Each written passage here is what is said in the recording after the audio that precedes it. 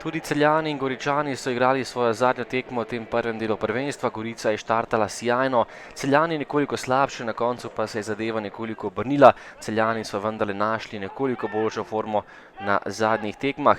Tole je že prva akcija dvoboja in strel Cvijanovića, ki je nekoliko zgrešil in meril previsoko.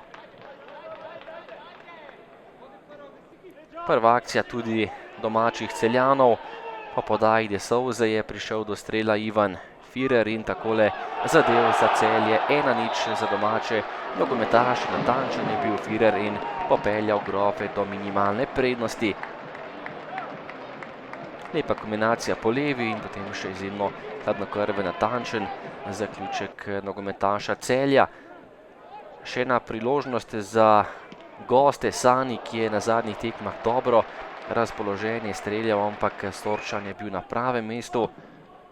In še zadnja akcija prvega polčasa v 27. minuti, priložnost za Martinovića, ki je takole meril visoko čez gol in ostala je pri rezultatu 1:0.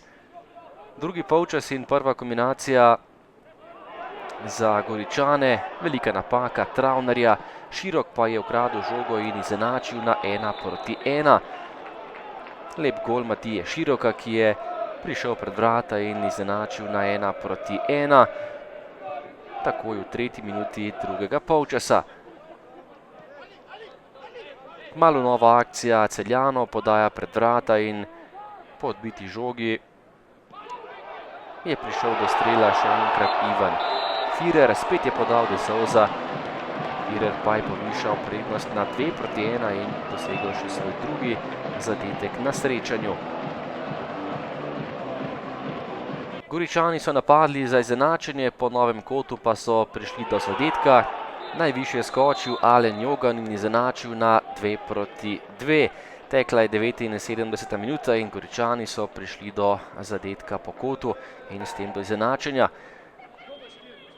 Kmalu nova kombinacija Goričanov, še enkrat kot za goste, tokrat pa odlična obramba Kotnika, poskušal je Mevlja, a do gola več ni prišel. Rezultat je bil 2:2, tekma se je končala na koncu prijateljska delitev točk v Celju med domačimi Grofi in Goričani.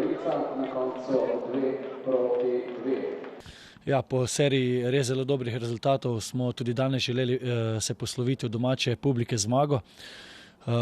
Mislim, da smo igrali kar všečno, si ustvarili priložnosti, tudi dvakrat zadeli, vendar žal smo iz dveh napak, bi rekel individualnih napak v ožji obrambi prejeli 2 zadetka.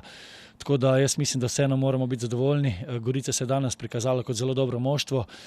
Mislim pa, da mi z vsem, če potegnemo črto pod celotno polsezono, mislim, da moramo biti zadovoljni in seveda z veseljem odhajamo na zaslužen počitek.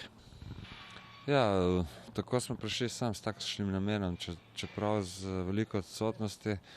Sem rekel, da so fantje vsi pomembni in tako smo tudi nastopili. Sicer smo malo slabše začeli tekmo, ampak potem, še posebno drugi polčas, mislim, da smo bili dosti boljši nasprotnik, diktirali ritem igre, vendar nekako po izenačenju v najboljšem našem momentu smo dobili gol z napake, vendar še zmeraj se nam je uspelo pobrati izenačenje. Smo zadovoljni s to točko, vendar bi lahko iztržili kaj več po prikazanem, vendar je v redu.